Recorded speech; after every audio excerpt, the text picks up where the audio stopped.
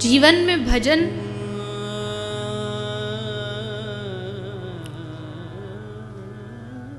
अपने साधनों से नहीं आता है।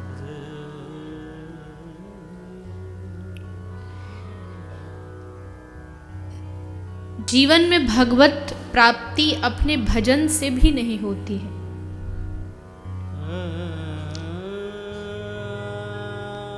लेकिन ऐसा संत जिसका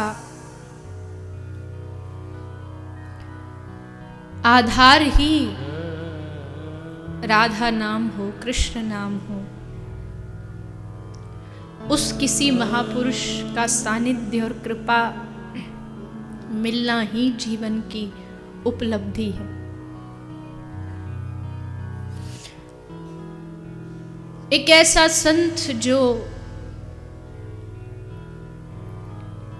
वृंदावन की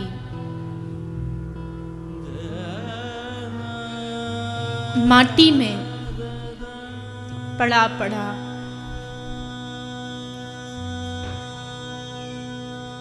बस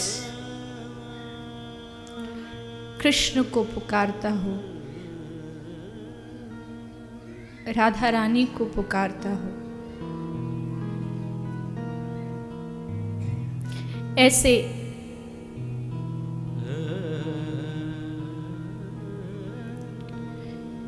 किसी महत् पुरुष का सानिध्य मिल जाना ही भगवान की कृपा है।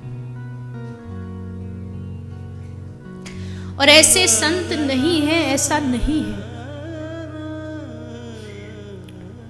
हैं, पर अपने आप को छुपा करके रखे हैं, कहीं कोई जान न ले, कोई पहचान न ले, कहीं मेरी भक्ति में ये सब बाधा न बन जाए।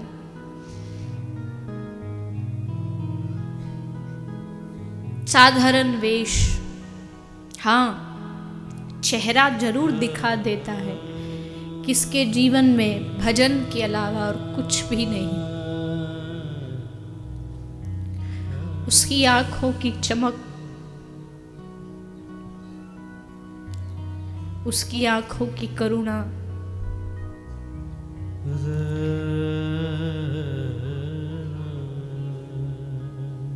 दर्शाती है कि सचमुच इन्होंने कुछ पाया है।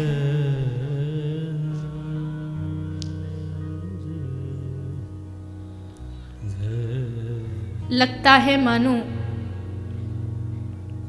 श्री कृष्ण इनके साथ खेलते होंगे, राधा रानी इनके साथ लीलाएं करती होंगी।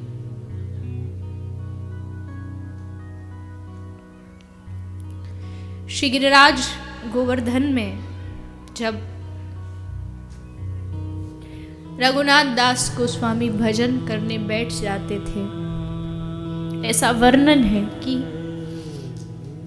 24 घंटे में से केवल 2 घंटे सोते थे और बाकी समय भगवान नाम जाप करते थे।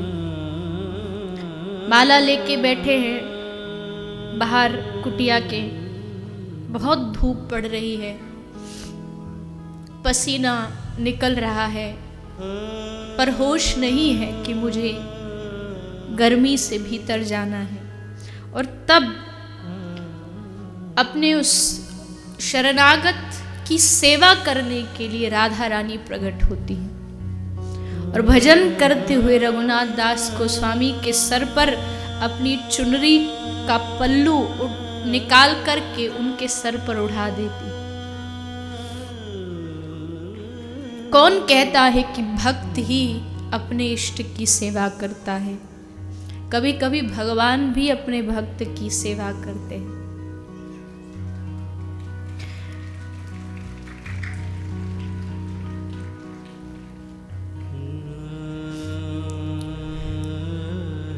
तेर कदम रूप गोस्वामी पाद भजन करते हैं।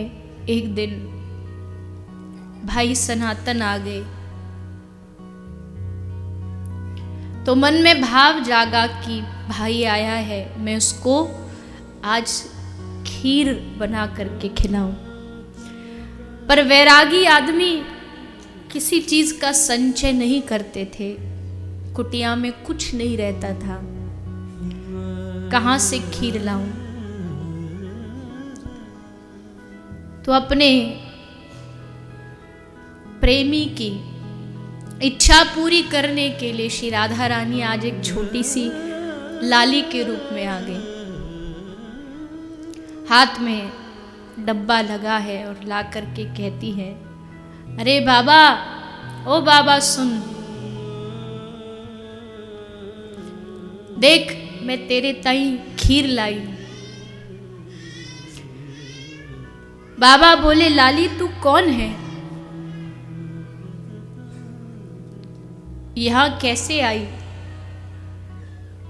बोली, बाबा अरे मैं खेलवे को आ रही थी तो मेरी मैया बोली जा, वो बाबा जी रहे ना बाहर, गांव के बाहर, बाकू खीर दिया।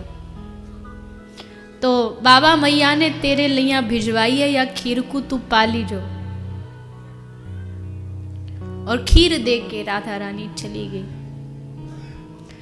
रूप गोस्वामी तो समझ नहीं पाए, लेकिन जब उस खीर को सनातन गोस्वामी ने ग्रहण किया, मुंह में जाते ही समझ गए कि ये खीर किसी बालिका की नहीं है। इसके खीर में जो स्वाद है वो तो स्वयं श्री राधा रानी के हाथ का स्वाद है। जा उस बालिका को ढूंढ के ला। और रूप भागने लगे उस बालिका को ढूंढने के लिए, पर वो कहीं नहीं मिली।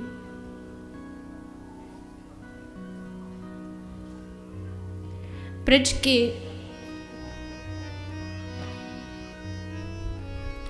एक दो नहीं,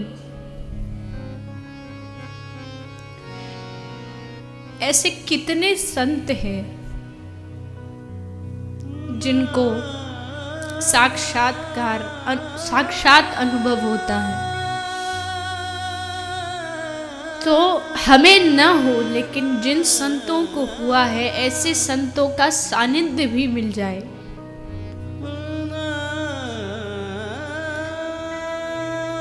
जिनको आज भी श्री राधा रानी की पायल सुनाई देती है, कृष्ण की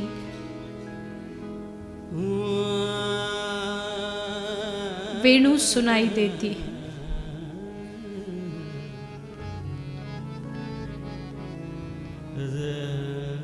ब्रज धाम ही ऐसा है जहां पड़े रहने से एक ना एक दिन जो पुकार है वो श्री कृष्ण तक पहुंच ही जाती है।